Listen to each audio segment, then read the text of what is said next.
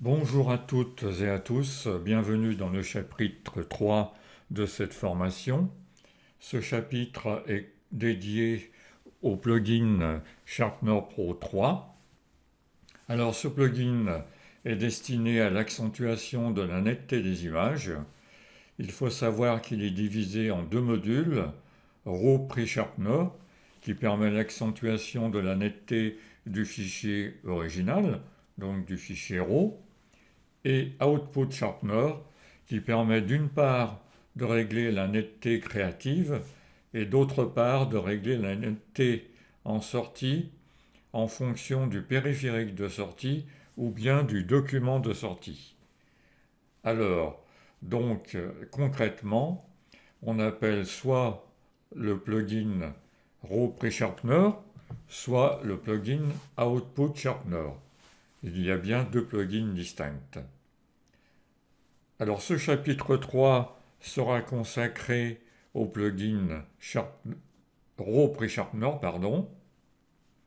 et un autre chapitre, le chapitre 4, sera consacré au plugin Output Sharpener. Nous allons donc nous intéresser au module RAW Pre-Sharpener.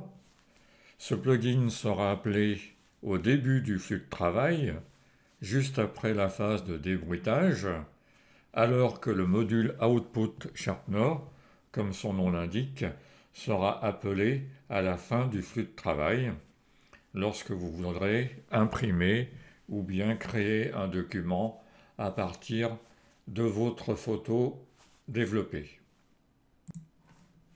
RAW Pre-Sharpener sera appelé au début du flux de travail. Il y aura donc deux précautions à prendre auparavant, c'est-à-dire que votre image aura été débruitée, soit par la réduction du bruit de Lightroom, ce que je vous conseille moins si vous avez la suite Nik Collection. Define 2 sera beaucoup plus performant en matière de débruitage de votre photo. Et puis deuxième précaution à prendre, la netteté dans votre application haute, donc là dans Lightroom, devra être neutralisé, c'est-à-dire le gain devra être mis à 0. Vous voyez, je mets à 0. Je ne vous avais pas montré, mais par défaut, normalement, il est à 25% dans Lightroom. Le fait de le remettre à 0, vous voyez que ça grise tous les réglages et ça neutralise complètement le réglage de la netteté dans Lightroom. C'est important de bien le faire, autrement les réglages de netteté de Lightroom et de RAW Pre-Sharpener risquent de se contrarier. Nous allons donc aller dans le plugin RAW Pre-Sharpener, clic droit sur l'image, modifier dans Sharpener Pro 3 à RAW Pre-Sharpener. Vous voyez qu'il y a bien deux plugins distincts.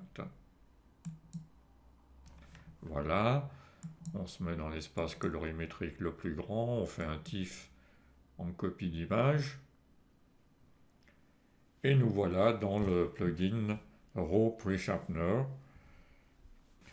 Donc, comme dans tous les plugins, on a une fenêtre de visualisation avec les outils traditionnels d'aperçu que je vous ai déjà décrits. Et puis, à droite, nous avons la barre d'outils spécifique à RAW Pre-Sharpener. On a deux types d'accentuation de la netteté, soit de manière globale, sur la totalité de l'image par ces réglages-ci, ou bien une accentuation sélective par l'intermédiaire de points de contrôle ou bien de plages de couleurs. On reviendra sur l'accentuation sélective dans une autre vidéo. Et puis bien évidemment, vous avez la loupe. Pour régler l'accentuation globale d'une image, l'idéal est de se mettre à 100% en cliquant sur la loupe, plutôt en cliquant sur l'image avec la loupe, pour être plus précis, pour bien voir les contours de notre image et vraiment si on fait monter la netteté et oui aussi si on fait monter le bruit et le grain de l'image, ce qui risque d'arriver lorsqu'on accentue un petit peu trop fort. mais on va voir que ce plugin travaille assez correctement. Donc on trouve le réglage d'intensité adaptative. En fait, il s'agit de l'intensité globale de la réduction, de l'accentuation plutôt, excusez-moi, de la netteté de notre image. Alors, on va voir. Par défaut, il est à 50%, à la moitié de sa valeur. Vous voyez que si je le ramène à 0, vous voyez que l'accentuation de la netteté a très nettement baissé et on est quasiment comme dans l'image RAW originale. Donc là, on va monter, je vais le monter à fond pour vous montrer ce que ça donne. Voilà, je l'ai monté à 100%. On voit que la netteté, là on va faire avant et après. Avant, voilà le RAW original, et après, avec une accentuation à 100%. Et vous voyez qu'on n'a pas tellement détérioré l'image. Il y a un petit peu de grain qui est monté, mais là je suis à 100%. Donc ça reste assez acceptable. Et puis les contours de la nature et de l'architecture. J'ai fait exprès de prendre une photo qui avait un petit peu de la nature et de l'architecture. Tout est devenu nettement plus net, si je puis dire. Voilà. Donc là, on va le laisser à 100%. On a un deuxième curseur. Si je le pousse vers la gauche, je vais accentuer les surfaces. Et si je le pousse vers la droite, je vais accentuer les bords.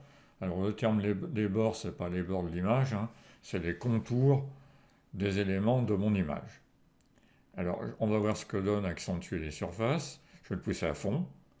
Alors là, vous voyez que là, on a une très nette montée du grain et du bruit. Pourquoi? Parce que cette fonction accentue tous les aplats.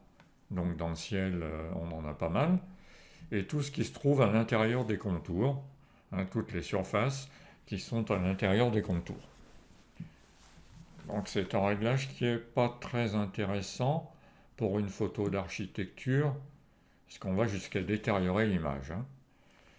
Par contre, si j'accentue les bords, ce qui est beaucoup plus intéressant, alors j'y vais à fond hein, pour vous montrer, vous voyez que là, j'ai bien accentué la netteté de mon image très correctement, mais je n'ai accentué que les contours et pas du tout les aplats et pas du tout les surfaces qui sont à l'intérieur des contours. Donc pour de l'architecture, ce réglage est très intéressant. On va regarder un petit peu plus loin dans notre architecture. Vous voyez qu'on a bien travaillé la netteté de notre image. Je vais me remettre en image globale et on va faire avant et après.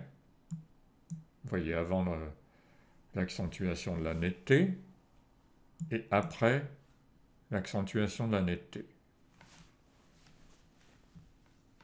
Très clairement, ce réglage fonctionne très bien et très proprement. Hein. On a vu que ça n'abîmait pas trop l'image, c'est que si on savait doser correctement les curseurs et agir sur les bonnes valeurs. Et puis dernier réglage qu'on va trouver pour l'accentuation globale, la qualité d'image. Alors normal, c'est pour des ISO normales, hein, des ISO je dirais inférieurs à 800. Donc là par défaut il est sur normal. Par contre pour les ISO élevés, c'est-à-dire supérieurs à 800, il faudra cocher ce bouton radio. Pourquoi? Parce que le plugin dans ce cas-là va utiliser des algorithmes différents.